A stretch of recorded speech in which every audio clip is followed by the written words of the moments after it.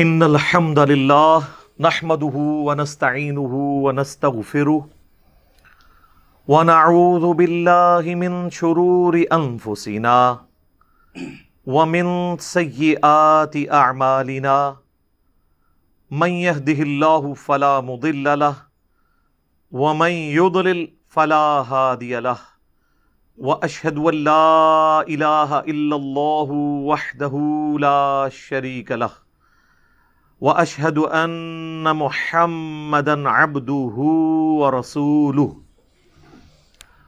اما بعد فان خیر الحدیث کتاب اللہ وخیر الہدی ہدی محمد صلی اللہ علیہ وآلہ وسلم وشر الامور محدثاتها وكل محدثة بدعة وَكُلَّ بِدْعَةٍ ضَلَالَةٍ وَكُلَّ ضَلَالَةٍ فِي النَّارِ اعوذ باللہ السمیع العلیم من الشیطان الرجیم من ہمزہ ونفخہ ونفثہ بسم اللہ الرحمن الرحیم رب اشرح لی صدری ویسر لی امری واحلل عقدۃ من لسانی یفقہوا قولی بسم اللہ الرحمن الرحیم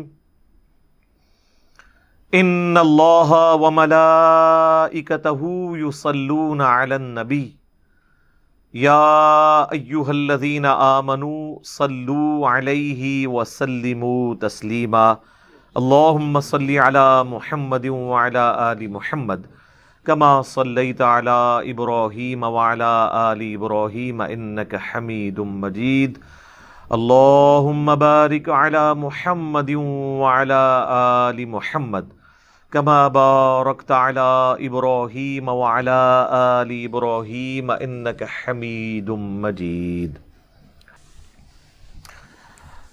الحمدللہ آج 7 مارچ 2021 کو قرآن کلاس نمبر 70 نمبر میں ہم انشاءاللہ تعالی سورۃ النساء کی آیت نمبر 41 سے آنورڈ انشاءاللہ سٹارٹ لیں گے۔ میرے بھائیو، یہ جو سورۃ النساء کی آیت نمبر 41 ہے،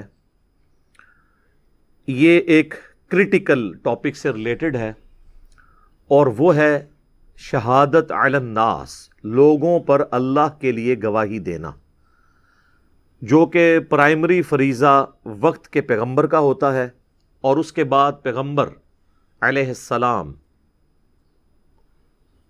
صلی اللہ علیہ وآلہ وسلم یا وقت کا کوئی بھی پیغمبر ہو علیہم السلام اجمعین، ان کے جو اصحاب ہیں، اور پھر ان کے آگے تابعین، اور اسی طریقے سے نسل در نسل امت میں یہ ذمہ داری ٹرانسفر ہوتی ہے۔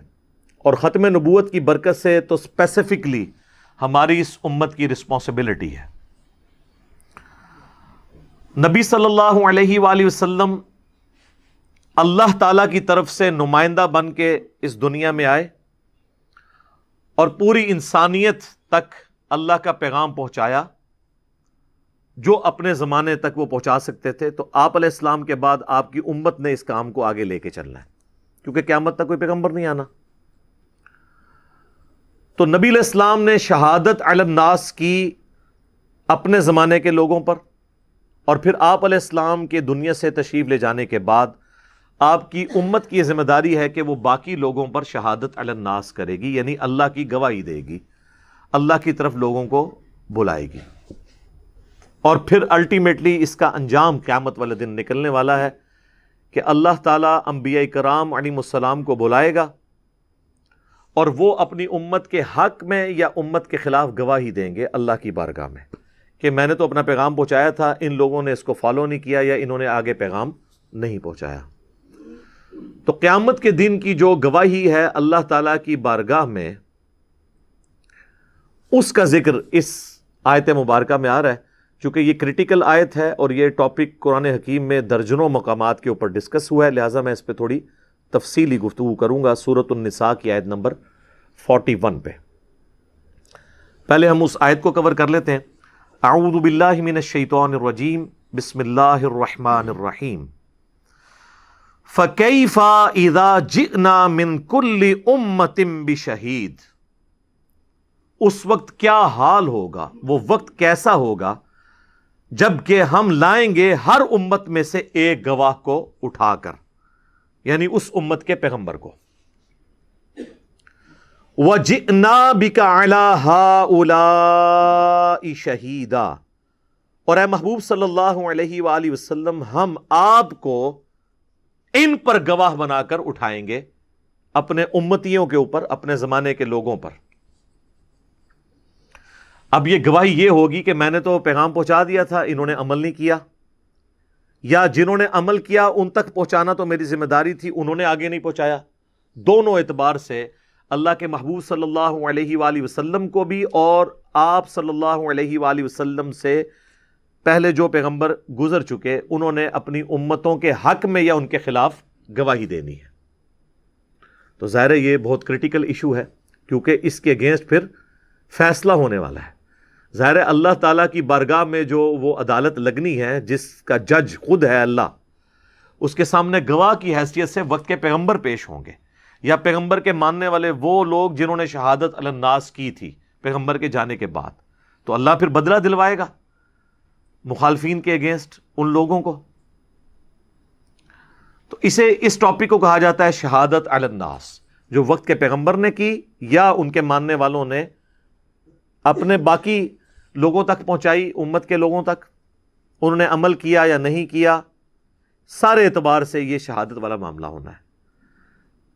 تو امام جو قیامت کے دن ہوگا وہ وقت کا پیغمبر ہوگا، اور پھر اس کے بعد ان کے بہاف کے اوپر ان کے بعد جتنے لوگ ہیں اپنے اپنے دائرہ کار میں جہاں تک انہوں نے بات پہنچائی ہے ان کی اکاؤنٹیبلٹی ہوگی.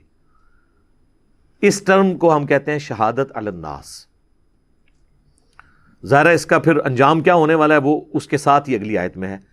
یومئذ یود الذین کفروا، اس دن پھر جو انکار کرنے والے لوگ ہیں، وعصوا الرسول، اور رسول اللہ کی نافرمانی کرنے والے لوگ، اس میں مسلمان بھی شامل ہیں اور کافر بھی. پچھلے دنوں بھی میری ایک ویڈیو اپلوڈ ہوئی ہے جس کا عنوان تھا کافر ورسز مسلم کافر. کافر تو کافر ہے، مسلم بھی کافر ہو سکتا ہے اپنے عمل میں، عقیدے میں مسلمان ہو لیکن عملاً کافر ہو. تو یہاں پہ اللہ نے دونوں چیزوں کا ذکر کیا کہ رسول کا انکار کرنے والے اور ان کی نافرمانی کرنے والے. نافرمانی کرنے والوں میں صرف کفار تو نہیں ہوں گے، مسلمان بھی ہوں گے. تو اللہ تعالیٰ فرما رہا ہے اس دن وہ تمنا کریں گے لو تسوا بہم الارض، کاش ان کو زمین میں دبا دیا جائے اور زمین برابر کر دی جائے، جان چھوٹ جائے، انہیں زندہ ہو کر جواب ہی نہ دینا پڑے. اللہم لا تجعلنا منہم، آمین.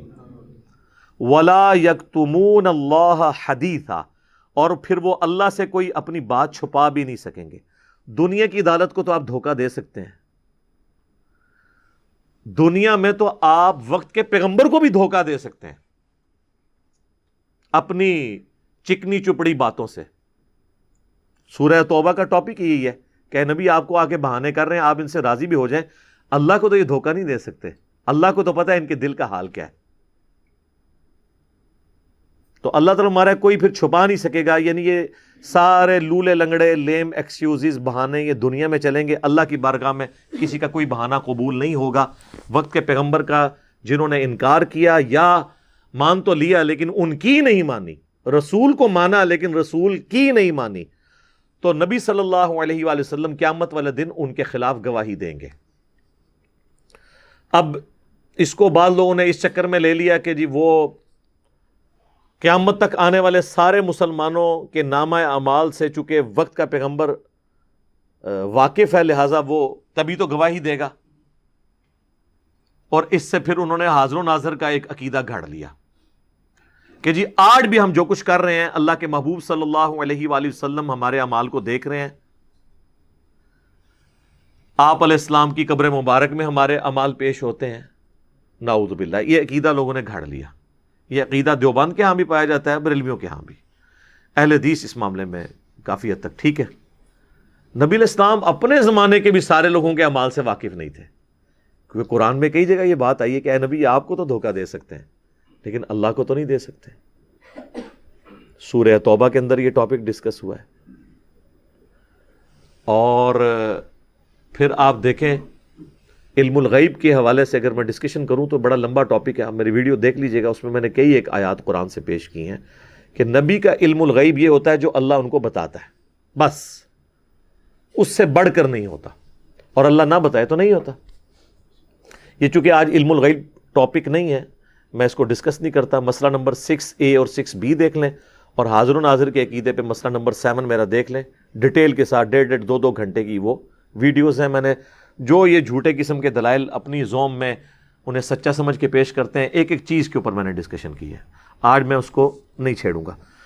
بہرحال یہاں پر اللہ تعالیٰ نے فرمایا کہ وقت کا پیغمبر گواہی دے گا اپنی امت کے خلاف. اسی کانٹیکسٹ میں یہ جو آیت آئی فَكَيْفَ إِذَا جِئْنَا مِن كُلِّ أُمَّةٍ بِشَهِيدٍ, وہ کیا وقت ہوگا کہ جب ہم ہر امت میں سے ایک گواہ کو اٹھائیں گے اور نبی علیہ السلام کو اپنی امت کے خلاف گواہی دینے کے لیے اٹھائیں گے. اس آیت کے کانٹیکسٹ میں ایک حدیث ہے جو صحیح بخاری اور صحیح مسلم دونوں میں ہے. سیدنا عبداللہ ابن مسعود رضی اللہ تعالیٰ عنہ کہتے ہیں کہ ایک دن نبی صلی اللہ علیہ وآلہ وسلم اپنے ممبر پر تشریف فرما تھے تو آپ نے مجھے آواز دے کر اپنے پاس بلایا اور کہا, عبداللہ میرے قریب آؤ اور مجھے قرآن سناؤ. تو انہوں نے عرض کیا, اللہ کے نبی علیہ السلام قرآن تو آپ پہ نازل ہوا ہے, میں آپ کو قرآن سناؤں؟ تو آپ نے فرمایا کہ مجھے دوسروں سے سن کر لطف آتا ہے. تو نبی علیہ السلام ممبر پہ تھے, عبداللہ ابن مسعود نیچے بیٹھے ہوئے تھے, تو انہوں نے سورۃ النساء کی تلاوت شروع کر دی. اور جب اس آیت پہ پہنچے نا, فَكَيْفَ إِذَا جِئْنَا مِن كُلِّ أُمَّةٍ بِشَهِيدٍ وَجِئْنَا بِكَ عَلَى هَؤُلَاءِ شَهِيدًا, تو نبی علیہ السلام نے کہا, عبداللہ بس کرو, عبداللہ بس کرو, عبداللہ بس کرو. عبداللہ ابن مسعود کہتے ہیں میں نے حضور کی طرف دیکھا تو آپ کے مبارک آنکھوں سے آنسو جاری تھے, آپ کی داڑھی بھی تر ہو چکی تھی, یعنی آپ کو یہ غم تھا کہ مجھے اپنی امت کے خلاف گواہی دینی پڑنی ہے. نبی بڑے رقیق القلب ہوتے ہیں, ان کی کبھی خواہش یہ نہیں ہوتی کہ ان کی امت میں سے کوئی ایک بھی جہنم میں چلا جائے. تو نبی علیہ السلام آپ دیکھیں, آپ کے اندر انتقام کا جذبہ نہیں ہے, حالانکہ تو خوشی کا مقام ہے کہ آپ کو قیامت والے دن اپنے دشمنوں کے اگینسٹ گواہی دینی ہوگی اور اس کے اگینسٹ ان کو سزا ملے گی. ہم لوگ ہوں تو اس بات پہ خوش ہوں, اور نبی علیہ السلام اس پہ غمگین ہو رہے ہیں کہ ایسا وقت بھی آنا ہے کہ مجھے اپنی امت کے خلاف گواہی دینی ہے, یعنی یہ بدبختی پہ تلے ہوئے لوگ جہنم میں جا رہے ہوں گے. جو بخاری اور مسلم دونوں میں حدیث ہے, اللہ کے محبوب صلی اللہ علیہ وآلہ وسلم نے فرمایا کہ تم لوگ پتنگوں کی طرح آگ پہ گرتے ہو اور میں تمہارے کمر بند سے پکڑ پکڑ کے تمہیں آگ سے دور لے کے جاتا ہوں. یعنی تمہاری تو پوری کوشش ہے کہ تم آگ پہ جا کے گر جاؤ, لیکن میں تمہیں پکڑ پکڑ کر جنت کے راستے کی طرف لے کے جا رہا ہوں, جہنم کی آگ سے دور لے کے جا رہا ہوں. لیکن اس کے باوجود کہ آپ نے سارا پیغام بھی پہنچا دیا, آپ اتنے غمگین ہیں کہ مجھے اپنی امت کے خلاف گواہی دینی پڑے گی قیامت والے دن. ایسا وقت بھی آنا ہے. امت بے فکر بیٹھی ہوئی ہے, امت کہہ رہی ہے کچھ بھی نہیں ہوگا. جس طرح میرے بھائیوں, اس کانٹیکسٹ میں ایک اور آیت ہے سورۃ الاعراف کی آیت نمبر 6, جس میں اللہ تبارک و تعالی نے کھول کر اس بات کو بیان کیا ہے کہ قیامت والے دن اللہ نے پیغمبروں سے بھی پوچھنا ہے اور ان کے فالوور سے بھی. یہ بڑا کریٹیکل ایشو ہے. اسی والے سے پچھلے دنوں میری ایک ویڈیو بھی اپلوڈ ہوئی ہے, کیا قیامت والے دن انبیاء کا حساب بھی ہوگا. اس کانٹیکسٹ میں نے یہ آیت کوٹ کی تھی, فَلَنَسْأَلَنَّ الَّذِينَ أُرْسِلَ إِلَيْهِمْ, ہم ضرور پوچھیں گے ان لوگوں سے جن کی طرف ہم نے پیغمبروں کو بھیجا. وَلَنَسْأَلَنَّ الْمُرْسَلِينَ, اور ہم ضرور پوچھیں گے مرسلین کو بھی, رسولوں کے بھی, کہ تم نے میرا پیغام پہنچایا تھا. ان کی اکاؤنٹیبلٹی بھی ہوگی, اور جن تک بات پہنچی ان کی بھی اکاؤنٹیبلٹی ہوگی کہ انہوں نے پیغام پہنچایا, اور اگر پہنچایا تھا تو تم نے قبول کیوں نہیں کیا. یہی جو ٹاپک ہے شہادت علی الناس, اس حوالے سے ایک اور کریٹیکل آیت ہے جو 2 جگہ آئی ہے مختلف انداز میں. سورۃ الحج میں بھی آئی ہے آخری آیت, اور سورۃ البقرہ کی آیت نمبر ہے 143. ہم دونوں میں سے ایک کوئی کور کر لیتے ہیں. سورہ بقرہ کی آیت نمبر 143. وَكَذَلِكَ جَعَلْنَاكُمْ أُمَّةً وَسَطًا, اور بالکل اس طریقے سے ہم نے تمہیں معتدل امت بنایا. لِتَكُونُوا شُهَدَاءَ عَلَى النَّاسِ, تاکہ تم لوگوں پر شہادت دو اللہ کی, ان پر گواہ بن جاؤ. وَيَكُونَ الرَّسُولُ عَلَيْكُمْ شَهِيدًا, اور قیامت والے دن رسول اللہ تم پر گواہ بن جائے. دنیا میں بھی ہیں, قیامت والے دن بھی. اب یہ ایسا مقام ہے کہ جہاں پر اعلیٰ حضرت امام احمد بریلوی صاحب نے کنز الایمان میں ترجمہ ٹھیک کیا. وہ جہاں سورہ الاحزاب میں آیت آتی ہے نا, انا ارسلناک شاہدا ومبشرا ونذیرا, تو وہاں انہوں نے شاہد کا ترجمہ کر دیا حاضر و ناظر. لیکن قرآن میں تو کوئی ڈنڈی مار ہی نہیں سکتا. یہاں پر اسی لفظ شہید کا, شاہد, یہ دونوں کا روٹ ورڈ ایک ہی ہے. یہاں پہ انہوں نے ترجمہ کیا گواہ, کیونکہ اگر یہاں پہ حاضر و ناظر ترجمہ کر دیتے تو یہ ترجمہ یوں بننا تھا, ہم نے تمہیں معتدل امت بنایا تاکہ تم باقی انسانوں پر حاضر و ناظر ہو جاؤ اور رسول اللہ تم پر حاضر و ناظر ہو جائے. پوری امت ہی حاضر و ناظر بن جاتی. یہاں ان کو ماننا پڑا کہ یہ شہادت علی الناس ہے, ڈنڈی نہیں کوئی مار سکتا. یہاں پہ انہوں نے گواہ ترجمہ کیا. اور سورہ نساء کی آیت نمبر 41 میں بھی انہوں نے ترجمہ گواہ ہی کیا, حاضر و ناظر نہیں کیا. تو اگر وہ گواہ کا مطلب کہتے کہ جی وہ گواہ وہ ہوتا ہے جو دیکھ رہا ہو, وہ کہتے ہیں جی جو دیکھ نہیں رہا وہ گواہی کیسے دے گا, تو گواہی یہ ہے کہ بس سامنے والے تک پہنچا دیا, یہی مطلب ہے. ورنہ تو پھر پوری امت گواہ ہے, ساروں کی امتوں کے اوپر.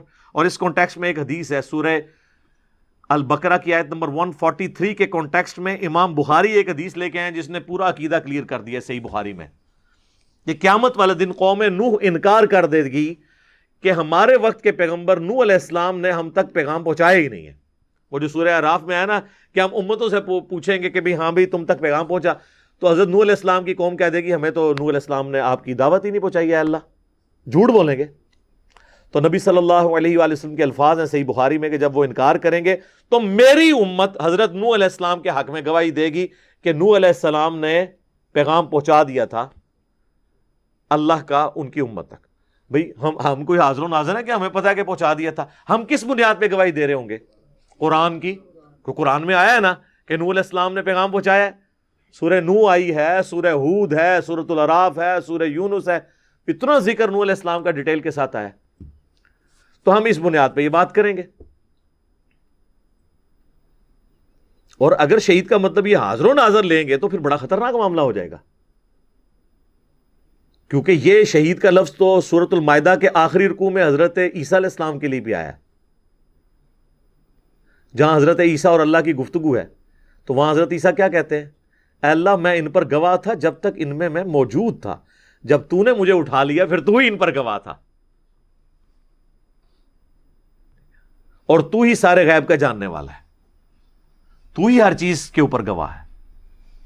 اور اسی آیت کے کانٹیکسٹ میں ایک حدیث ہے بخاری اور مسلم دونوں میں, سورۃ المائدہ کی اس آیت کے کانٹیکسٹ میں, کہ اللہ کے محبوب صلی اللہ علیہ وآلہ وسلم فرماتے ہیں قیامت والے دن میرے کچھ اصحاب کو لایا جائے گا, میں انہیں حوض کوثر پہ جب مشروب پلانے لگوں گا اور میں جب ان کی طرف بڑھوں گا تو ان کے اور میرے درمیان ایک آڑ قائم کر دی جائے گی, مجھے روک دیا جائے گا.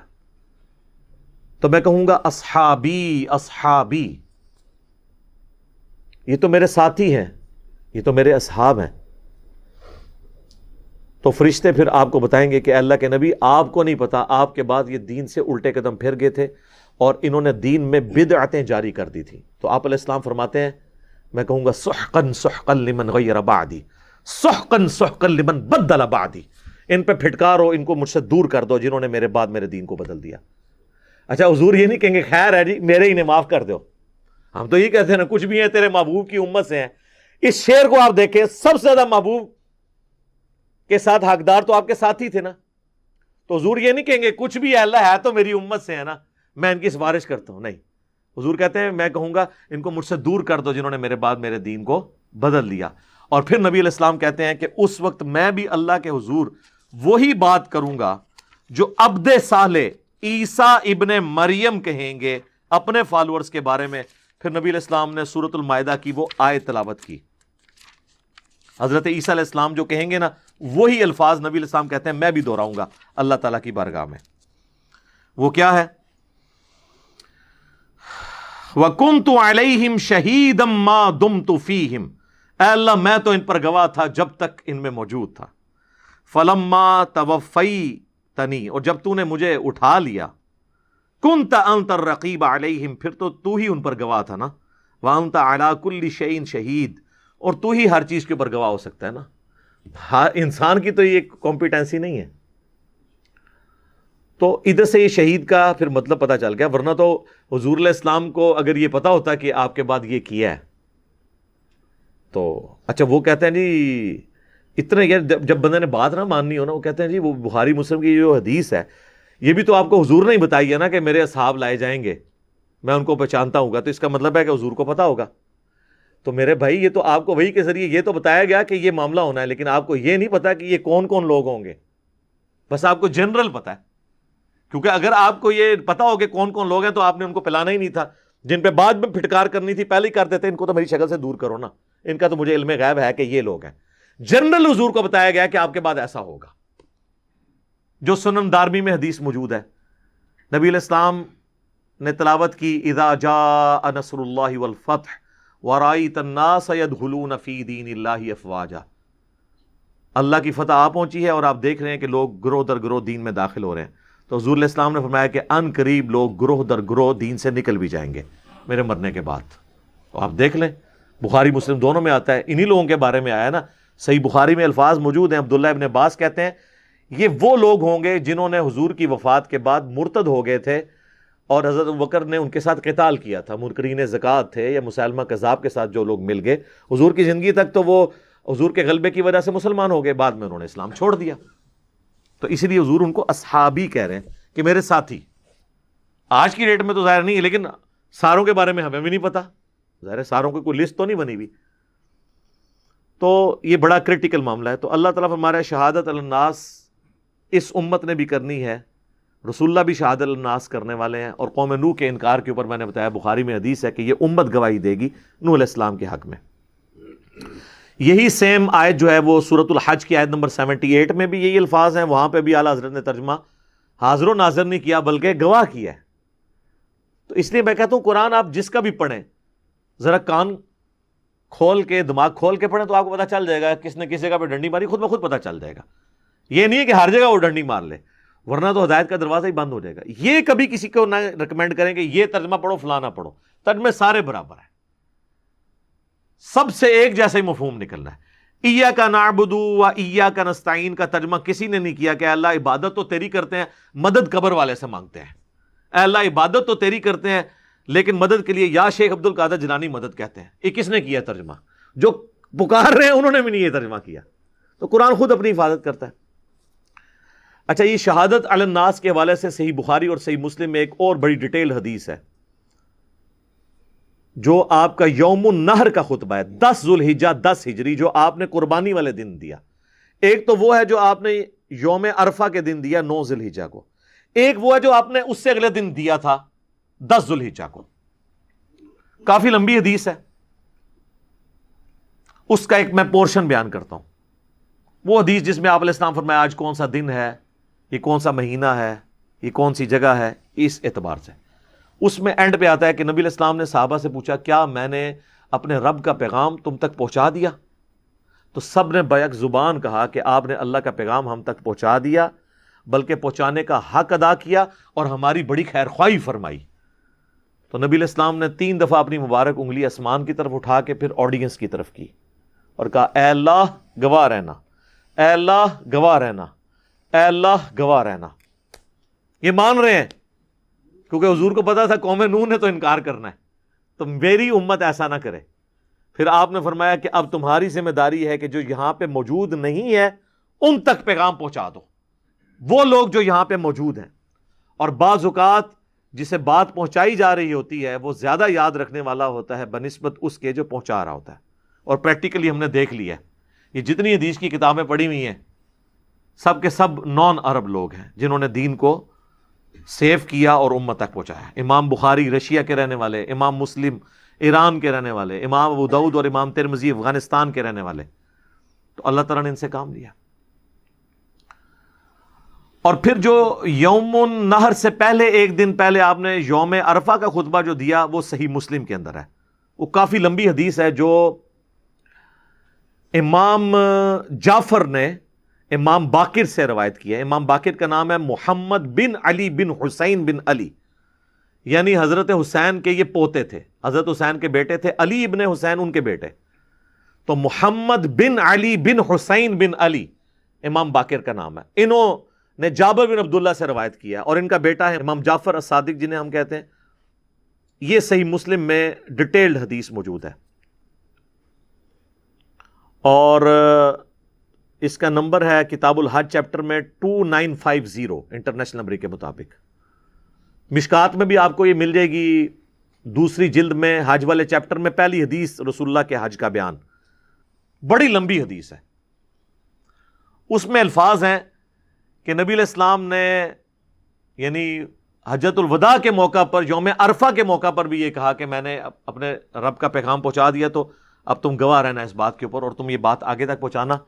لیکن اس میں ایک اور بڑے زبردست الفاظ ہیں. آپ نے فرمایا کہ میں اپنے بعد تم میں ایک ایسی چیز چھوڑ کے جا رہا ہوں جسے مضبوطی سے پکڑ لوگے تو کبھی گمراہ نہیں ہوگے، اور وہ اللہ کی کتاب ہے. مسلم شریف میں حجۃ الوداع کا یوم عرفہ کا جو خطبہ ہے اس میں صرف قرآن کا ذکر ہے، سنت کا نہیں ہے. کیونکہ سنت بھی قرآن میں ہے. قرآن نے ہمیں کہا ہے نا من یطع الرسول فقد اطاع اللہ، جس نے رسول اللہ کی اطاعت کی گویا اس نے اللہ کی اطاعت کی. ہاں ایک حسن درجے کی روایت ہے المستدرک للحاکم میں، الموطا امام مالک میں بھی ہے لیکن اس کی سند چھوٹی ہوئی ہے. حاکم میں پوری سند ہے کہ نبی علیہ السلام نے حجۃ الوداع کے موقع پر فرمایا تھا. وہ ابن عباس کہتے ہیں کہ میں اپنے بعد تم میں دو چیزیں چھوڑ کے جا رہا ہوں جنہیں مضبوطی سے پکڑ لوگے کبھی گمراہ نہیں ہوگے، ایک اللہ کی کتاب اور دوسری اس کے نبی کی سنت صلی اللہ علیہ وآلہ وسلم. اور میرا خیال ہے اس کو سپورٹیو وہ حدیث بھی ہو سکتی ہے جو صحیح مسلم میں ہی ہے 394 نمبر نزول عیسیٰ والے چیپٹر میں، کہ قیامت کے قریب جب عیسیٰ ابن مریم تم میں اتریں گے تو وہ راوی حدیث کہتا ہے کہ وہ تمہارے رب کی کتاب اور اس کے نبی کی سنت کے مطابق تمہیں چلائیں گے. کتاب اللہ اور سنت کا ذکر بھی مسلم شریف میں موجود ہے کہ قیامت تک حضرت عیسیٰ علیہ السلام بھی نبی ہونے کے باوجود نبوت اپنی جگہ رہے گی لیکن امتی کی حیثیت سے آئیں گے. فقہ حنفی کے مطابق عمل نہیں کروائیں گے. وہ شیخ احمد سرہندی دیکھیں جن کو بریلوی دیوبندی اہل حدیث تینوں بزرگ مانتے ہیں. انہوں نے اپنے مکتوبات میں لکھا ہے کہ ہمارے بزرگوں نے کشف کے ذریعے دیکھا ہے کہ عیسیٰ ابن مریم بھی جب دنیا میں اتریں گے تو فقہ حنفی کے مطابق عمل کریں گے. پھر ان کو حیا آئی کہ یہ تو میں بہت بڑا کلیم کر رہا ہوں. انہوں نے کہا نہیں، اصل میں ہوگا یہ کہ حضرت عیسیٰ اجتہاد کریں گے اور ان کا اجتہاد بھی امام حنیفہ سے مل جائے گا. بھئی وہ راوی حدیث تو کہہ رہا ہے وہ اللہ کی کتاب اور اس کے نبی کی سنت کے مطابق عمل کریں گے. یہ بندہ 1000 سال بعد آ کے ایک نویں گل پہ چھوڑ ہے. کیڑا اجتہاد؟ امام حنیفہ کا اجتہاد تے اج ویلڈ نہیں رہا. ویڈیو کیمرے کا مسئلہ، کتبین پہ نماز کا مسئلہ، ریل گاڑی میں نماز کا مسئلہ، انتقال خون کا مسئلہ، پوسٹ مارٹم کا مسئلہ، اعضاء کی پیوندکاری کا مسئلہ. آج کے تو کتنے مسئلے جو ہیں رہے عقیدے تو وہ امام حنیفہ سے تو نہیں لینے، وہ تو کتاب و سنت میں پہلے ہی موجود ہے. یہ ویسے انہوں نے چلاکی کی ہے بچنے کے لیے، ادروائز یہ پوری ایک سمجھ لیں پوری سازش کی ہے انہوں نے، کیونکہ اس کے آگے الفاظ ہیں کیٹاگوریکلی. شیخ احمد سرہندی اپنے اس مکتوب میں یہ بھی لکھتے ہیں کہ اگر اس امت میں کوئی پیغمبر آتا تو وہ فقہ حنفی کے مطابق عمل کرتا. یہ بھی لکھا ہوا ہے کیٹاگوریکلی کہ فقہ حنفی میں سے ہوتا وہ جو پیغمبر ہوتا. یعنی پوری کوشش کی تھی یہ ڈاکہ مارنے دی. ویسے اگر آیا ہے نا ایک جھوٹا، وہ ہے فقہ حنفی چوں ہی آیا ہے، غلام احمد قادیانی دجال. گل ویسے ادھی ٹھیک ہی نکلی نہ دی، وہ فقہ حنفی کے مطابق عمل کرتا تھا نا، حنفی تھا. غلام احمد قادیانی حنفی تھا. ابھی بھی آپ قادیانیوں کو دیکھ لیں. ہمارے پاس ایک بھائی آئے، ان کے چھوٹے بھائی جو ہیں وہ گمراہ ہو گئے انورٹڈ کامرس میں میری ویڈیوز کی وجہ سے. تو کہتے ہیں جی آپ نے میرے بھائی کو جو ہے نا قادیانیوں کے راستے پہ چلا دیا. اب میں نے اس کو بڑے مطلب آرام سے سن لیا، وہ تبلیغی جماعت سے تھے. میں نے کہا میرے بھائی کیسے؟ کہتے ہیں جی یہ تو نماز میں رفع دین کرتا ہے، رکوع میں جاتے وقت، رکوع سے اٹھتے وقت. تو میں نے کہا پھر؟ کہتا ہے یہ تو قادیانیوں کا طریقہ ہے. میں نے کہا جی قادیانیوں کی عبادت گاہ ہمارے قریب ہی، ابھی جا کے دیکھتے ہیں کہ وہ آپ کے طریقے پہ نماز پڑھ رہے ہیں یا اس طریقے پہ. اب ہونا تو چاہیے تھا جی اٹھیں، کہہ نہیں، بات مانی بھی نہیں اور پیچھے بھی ہٹ گئے.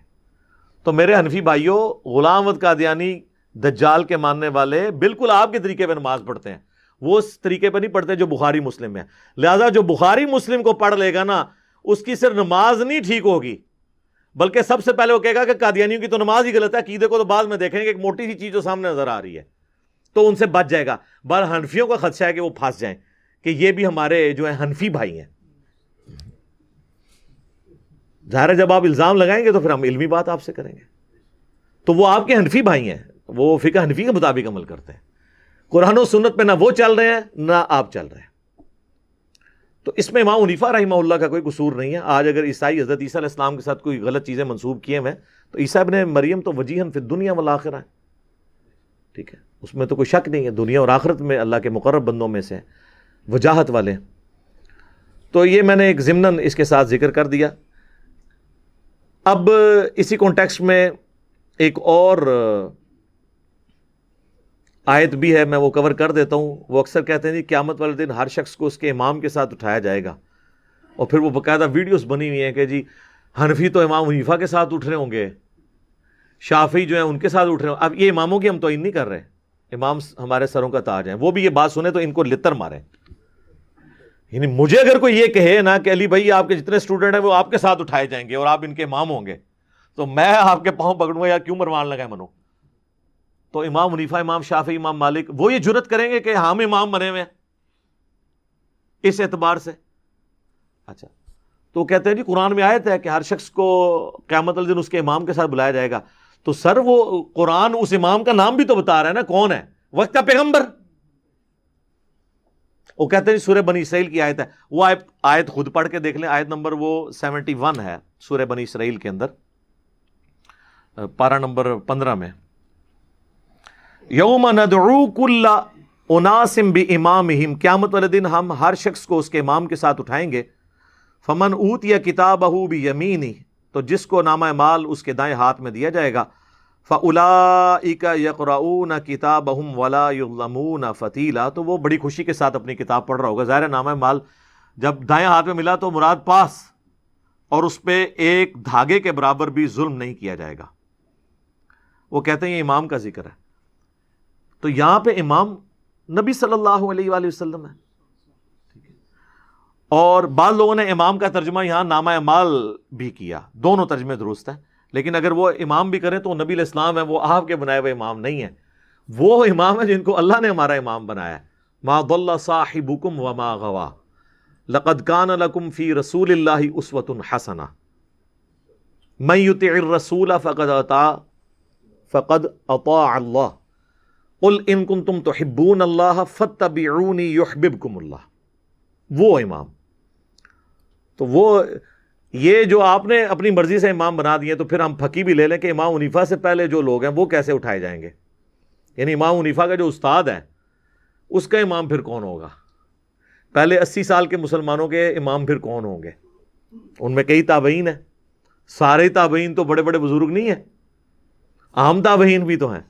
سب کے امام نبی صلی اللہ علیہ وآلہ وسلم ہی ہوں گے انشاءاللہ تعالی. اچھا، اب جن لوگوں نے نبی علیہ السلام کو امام نہیں مانا ہوگا، قیامت کے دن اللہ تعالیٰ قرآن میں خود ہی فرما رہا ہے کہ قیامت والے دن جو لوگ ہیں وہ اس بات کے اوپر اپنے ہاتھ چبائیں گے جنہوں نے رسول اللہ کی دعوت قبول نہیں کی ہوگی. اور وہاں پہ واضح موجود ہے کہ اس امام سے مراد کون ہے، اور وہ ہے سورہ الفرقان کی آیت نمبر 27، پارہ نمبر 19 کے پہلے صفحے پہ. وَيَوْمَ يَعُضُّ الظَّالِمُ عَلَى يَدَيْهِ، اس دن ظالم شخص اپنا ہاتھ چبائے گا منہ میں. یقول یا لیتنی اتخذت مع الرسول سبیلا، وہ کہے گا ہائے افسوس، کاش میں نے دنیا میں رسول اللہ کا راستہ اختیار کیا ہوتا. یہ پتہ چل گیا امام کون ہے. یا ویلتا، ہائے افسوس، لیتنی لم اتخذ فلانا خلیلا، میں نے فلاں شخص کو اپنا ساتھی نہ بنایا ہوتا، میرے دوست نے مجھے مروا دیا. لقد اضلنی عن الذکر بعد اذ جاءنی، بے شک میرے دوست نے مجھے گمراہ کر دیا حالانکہ میرے پاس الذکر قرآن آ چکا تھا. انا نحن نزلنا الذکر وانا له لحافظون. وکان الشیطان للانسان خذولا، اور شیطان تو ظاہر ہے کہ وہ اسی طریقے سے دھوکہ دینے والا ہے، انسان کے ساتھ دغا اور فریب کرنے والا ہے. وقال الرسول یا رب ان قوم اتخذوا هذا القرآن مہجورا، سورۃ الفرقان آیت نمبر 30. اور رسول اللہ شکایت کریں گے کہ میری قوم نے قرآن کو پیٹھ کے پیچھے ڈال دیا تھا. تو نبی الاسلام ہی گواہی دے رہے ہوں گے، نبی الاسلام ہی امام ہوں گے. جو جہنم میں جا رہے ہوں گے وہ بھی کہہ رہے ہوں گے کہ افسوس ہم نے اپنے وقت کے پیغمبر کی دعوت کو قبول نہیں کیا. تو لہٰذا امام سے مراد بھی اکثر لوگ پوچھ رہے ہوتے ہیں جی قرآن وچ امام دا ذکر موجود ہے، قرآن ہی تو یوفون بھی ہے، یوفون دیے جائے گے، یوفون یعنی ان کو پورا کا پورا بدلہ دیا جائے گا. وہ یوفون ہمارا وہ موبائل نیٹ ورک بھی ہے، تو اس طرح پڑھانا ہے تو پڑھا دے رہو. یوفون بھی موجود ہے، کٹ لو جو کچھ کرنا ہے. تراوی بھی چوں 20 تراویاں کٹ لو، لیکن تراوی پنجابی سے بنے گا، تو جو مرضی آپ نکالیں. تو یہ تو میرے بھائی علمی باتیں ہیں. اب یہ قرآن کے حوالے سے نبی الاسلام شکایت کریں گے کہ میری امت نے قرآن کو پیٹ کے پیچھے ڈال دیا تھا، کیونکہ حضور کی وفات کے بعد اس امت پہ خلیفہ قرآن ہے. بخاری مسلم دونوں میں حدیث ہے. عبداللہ ابن ابی اوفا سے پوچھا گیا کہ نبی الاسلام نے اپنا وصی کسی کو بنایا تھا، کسی کے لیے وصیت کی تھی؟ تو انہوں نے کہا ہمیں رسول اللہ نے بس قرآن کے مطابق چلتے رہنے کی وصیت کی تھی. قیامت تک کے لیے وصی رسول کون ہے، خلیفۃ الرسول کون ہے؟ قرآن. کیونکہ اگر خلیفۃ الرسول قرآن کو آپ نہیں مانیں گے اور اس اعتبار سے جو عقیدوں کی اصلاح کے اعتبار سے کسی پرسنالٹی کو مانیں گے تو وہ سارے کے سارے آج کی ڈیٹ میں تو فوت ہو چکے ہیں. سیدنا ابوبکر کو ہم خلیفۃ الرسول مانتے ہیں پولیٹیکلی، خلیفۃ الرسول، ورنہ 2 سال کے بعد تو حضرت ابوبکر بھی فوت ہو گئے نا. ایون رسول اللہ کی وفات کے جو 3-4 سال بعد مسلمان ہوئے ہیں تو وہ کہیں کہ خلیفۃ الرسول کون ہے، تو وہ تو فوت ہو چکے تھے. نہیں، قرآن نہیں فوت ہوا سر. آج بھی خلیفۃ الرسول زندہ ہے، وہ قرآن ہے. صحیح مسلم میں حدیث ہے القرآن حجت لک او علیک، قرآن قیامت والے دن یا تو تیرے حق میں گواہی دے گا یا تیرے خلاف گواہی دے رہا ہوگا. یہ صحیح مسلم میں حدیث ہے. سیدنا عمر کہتے ہیں کہ نبی علیہ السلام سے میں نے خود سنا تھا کہ اللہ تعالیٰ اس کتاب کے ذریعے قوموں کو عروج دے گا اور اس کتاب کے ذریعے ہی قوموں کو زوال دے گا جو اس کو چھوڑ دیں گے. جسے ڈاکٹر اقبال نے جواب شکوہ میں کہا نا، وہ زمانے میں معزز تھے مسلمان ہو کر اور تم خوار ہوئے تارک قرآن ہو کر. یہ مسلم شریف کی حدیث کا ترجمہ ہے. باقی جو صحیح مسلم کی حدیث غدیر خم والی ہے نا جی، میری نظر میں اس روئے ارض پہ جتنی بھی حدیثیں قرآن کی شان میں ہیں نا، ان میں اگر آپ گریڈنگ کریں تو پہلے نمبر پہ جو حدیث ہے نا وہ مسلم شریف کی ہے. جو 4 حدیثیں ہیں مسلم میں غدیر خم کی، انٹرنیشنل نمبر کے مطابق 6225 سے لے کر 6228 تک، جو ہم نے اپنے منہج پہ بھی لکھ کے لگائی ہے کہ نبی علیہ السلام نے اپنی وفات سے 2.5 مہینے پہلے حج سے واپسی پر، حجۃ الوداع کے بھی بعد کا یہ خطبہ ہے، اس کو بھی سپرسیڈ کر رہا ہے. مکے سے مدینے آتے ہوئے خم نامی گاؤں میں پانی کے لیے پڑاؤ کیا، اونٹ کے پلان کا ممبر لگایا گیا آپ کے لیے. آپ علیہ السلام نے اس پہ کنکلوڈنگ گفتگو کی، اے لوگو آگاہ ہو جاؤ، میں بھی ایک انسان ہوں، قریب ہے کہ اللہ کا قاصد یعنی موت کا فرشتہ میرے پاس آئے اور میں اس کی دعوت قبول کر لوں، یعنی میں نے بھی دنیا سے جانا ہے. میں اپنے بعد تم میں 2 بھاری چیزیں چھوڑ کر جا رہا ہوں. ان میں سے پہلی چیز اللہ کی کتاب ہے. اب ذرا یہ الفاظ سنیں، یہ دنیا کی کسی حدیث میں نہیں ہے. پہلی چیز اللہ کی کتاب ہے، اس میں ہدایت ہے، اس میں نور ہے. تم اللہ کی کتاب کو پکڑو، اپنا تعلق اس کتاب کے ساتھ مضبوط کرو. اللہ کی کتاب اللہ کی رسی ہے، جو اسے پکڑے گا وہ ہدایت پہ ہوگا، جو چھوڑ دے گا گمراہ ہو جائے گا. سارے اتنے زیادہ جملے دنیا کی کسی صحیح حدیث کے اندر موجود نہیں ہے جو مسلم شریف میں غدیر خم کی حدیث میں. قرآن میں ہے نا وَاعْتَصِمُوا بِحَبْلِ اللَّهِ جَمِيعًا وَلَا تَفَرَّقُوا، اللہ کی رسی کو مل کر مضبوطی سے تھام لو اور فرقوں میں مت بٹو. لیکن امت کہتی ہے نہیں ہم نے فرقے بنانے، حضور حکم دے کے گئے نے کہ 73 فرقے ہوں. او جناب یہ نہیں کہہ کے گئے کہ بنانا، او ڈرا کے گئے نے. ورنہ تو مسلم شریف میں یہ حدیث ہے کہ قرب قیامت میں عورتیں ایسا لباس پہنیں گی گویا کہ وہ ننگی نظر آئیں گی. تو اس کا کیا مطلب ہے کہ آپ پہنانا شروع کر دیں؟ تو فرقوں سے ڈرایا گیا ہے کہ بنانے نہیں ہیں. حضور قرآن کے خلاف چل سکتے تھے، نعوذ باللہ. قرآن کہہ رہا ہے کہ فرقے نہ بناؤ. یہ تو بتایا کہ بنیں گے، بننا تم نے اس میں حصہ نہیں بننا، مسلمان ہی کہلانا ہے.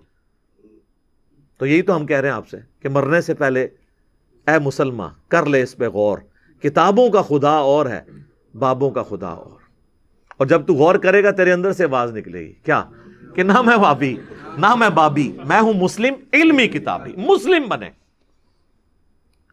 اور پھر فرمایا کہ دوسری بھاری چیز میرے اہل بیت ہیں. میں اپنے اہل بیت کے معاملے میں تمہیں اللہ کا خوف دلاتا ہوں. اور اس جملے کو آپ نے 3 دفعہ ریپیٹ کیا. میں تمہیں اللہ سے ڈراتا ہوں اپنے اہل بیت کے معاملے میں.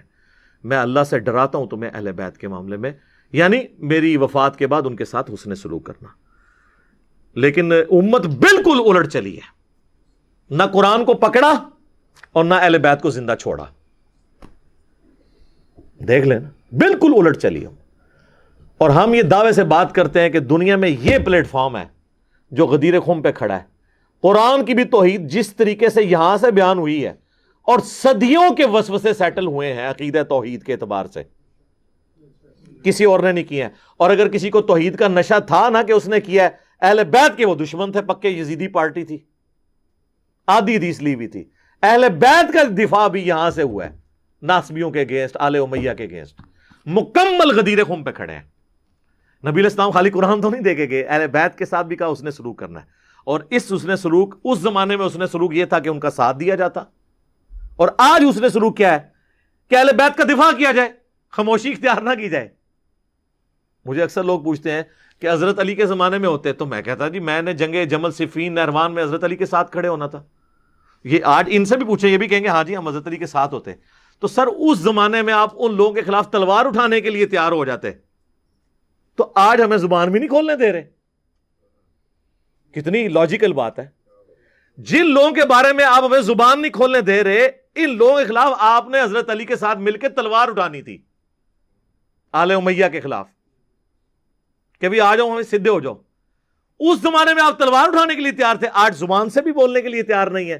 تو یہی تو آپ کی 2 نمبری ہے. اس کا مطلب ہے آپ اہل بیت کے ساتھی نہیں ہیں. اس زمانے میں بھی تسی جڑا نا ادھر ادھر ہی ہو جانا سی. تو جو اہل بیت کے ماننے والے ہیں وہ اس زمانے میں بھی اہل بیت کے ساتھ تھے، آج بھی اہل بیت کے ساتھ ہیں. یار اگر میں اس زمانے میں تلوار اٹھانے کے لیے تیار ہو جاتا مولا علی کے ساتھ مل کے، تو آج میں اپنی زبان بند کر لوں. میں تو اس سے بڑا کرنے کے لیے تیار تھا کہ تلوار اٹھا لیتا. تو زبان کھولنا تو چھوٹی چیز ہے تلوار کے مقابلے پہ. تو یہ لاجیکل گفتگو ہے. تھوڑی سی اپنی عقل استعمال کریں. ویسے کامن سینس علماء میں نہیں ہوتا. Common sense is not so common. لیکن تھوڑی سی اگر آپ اپنی عقل استعمال کر لیں تو آپ کو پتہ چل جائے گا. تو میرے بھائی یہ تھی شہادت علی الناس. آپ دیکھ لیں آلموسٹ 40+ منٹس میں نے اس ایک آیت کے اوپر لگائے، اس لیے کیونکہ اب اس سے متعلق جتنی آیات آگے آئیں گی میں ان پہ پھر ڈیٹیل گفتگو نہیں کروں گا، بلکہ اسی آیت کو ریفرنس کے طور پر لیا جائے گا، کیونکہ نبی علیہ السلام اسی آیت کے اوپر رو پڑے. بخاری مسلم کی میں نے حدیث شروع میں بیان کر دی کہ مجھے اپنی امت کے خلاف گواہی دینی پڑنی ہے. اللہ تعالیٰ قیامت والے دن ہمیں اپنے محبوب صلی اللہ علیہ وآلہ وسلم کی شفاعت نصیب فرمائے، اور اللہ تعالیٰ ہمیں ایسے لوگوں میں شمار نہ فرمائے کہ جن کے خلاف آپ صلی اللہ علیہ وآلہ وسلم گواہی دیں گے، بلکہ ان لوگوں میں شامل فرمائے جن کی آپ صلی اللہ علیہ وآلہ وسلم شفاعت کریں گے. باقی عقیدہ شفاعت کے اوپر میری ویڈیوز آپ دیکھ سکتے ہیں. ہر ٹاپک کے اوپر میں نے ڈیٹیل کے ساتھ ویڈیوز ریکارڈ کروائی ہیں. یوٹیوب کے اوپر آپ جا کے رومن میں چیزیں ٹائپ کریں تو آپ کو خود بخود ساری چیزیں مل جائیں گی. مثلا اگر ہم اس کا کوئی کلپ بنائیں گے تو اس کی کیا ٹاپک رکھیں گے؟ رسول اللہ کی امت کے خلاف گواہی. ویسے تو میرا دل کرتا ہے کہ میں اس کے اوپر تھم نیل کے اوپر لکھواؤں کچھ بھی ہیں تیرے محبوب کی امت سے ہیں تو پتہ چلے کہ کتنا بڑا یہ دھوکہ ہے. یعنی حضور تو کہہ رہے ہیں میں نے گواہی دینی ہے، یہ کہہ رہے ہیں نہیں کچھ بھی ہے تیرے محبوب کی امت سے ہے. اس کا مطلب یہ ہے کہ ہم نے سیدھا کوئی نہیں ہونا، تیرے محبوب کی امت سے ہے. اب قیامت کے دن جب تک حضور علیہ السلام ہمارے خلاف گواہی دے کے نعوذ باللہ ہمیں دھکے مار کے دوزخ میں نہیں پھینکتے نا، اس وقت تک ہم نے یہ شعر ہی بلند کرتے رہنا ہے. یہی مطلب ہے نا، قرآن تو یہی کہہ رہا ہے. تو اب مجھے بتائیں ان جملوں کے بعد اگر میں یہ دھیمے سے انداز میں کہوں کہ مرنے سے پہلے اے مسلمہ کر لے اس پہ غور، کتابوں کا خدا اور ہے، بابوں کا خدا اور، کتابوں کا رسول اور ہے، بابوں کا رسول اور.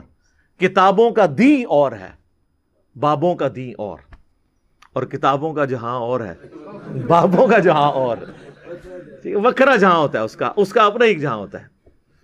تو بس ٹھیک ہے، ان باتوں میں اگر کسی نے خوش رہنا ہے تو وہ ہوتا رہے اپنی وشفل تھنکنگز کے اندر۔ ہم تو لوگوں کو جھنجھوڑ رہے ہیں کہ دین وہ ہے جو آسمان سے نازل ہوا ہے، دین اس زمین میں کوئی نہیں بنا سکتا، آسمانوں سے پیغمبر کے اوپر بھی نازل ہوا ہے، اور جو چیز ہے ہی آسمانوں کی ہے، زمینی بابوں کے کہنے پہ اس کو نہیں چھوڑا جا سکتا۔ اور ہر وہ زمینی بابا، ہمارا بزرگ، ہمارا امام، اس کی جوتیاں ہمارے سروں کا تاج، جو ہمیں آسمانی دین کے ساتھ جوڑے، اور جو آسمانی دین کے خلاف چلائے تو ہماری جوتیاں اس کے، بس آگے فلنگ دا بلینکس وہ خود کر لیں، ٹھیک ہے۔ ہمارا کام تھا صرف پازیٹیو طریقے سے بات کو پہنچانا۔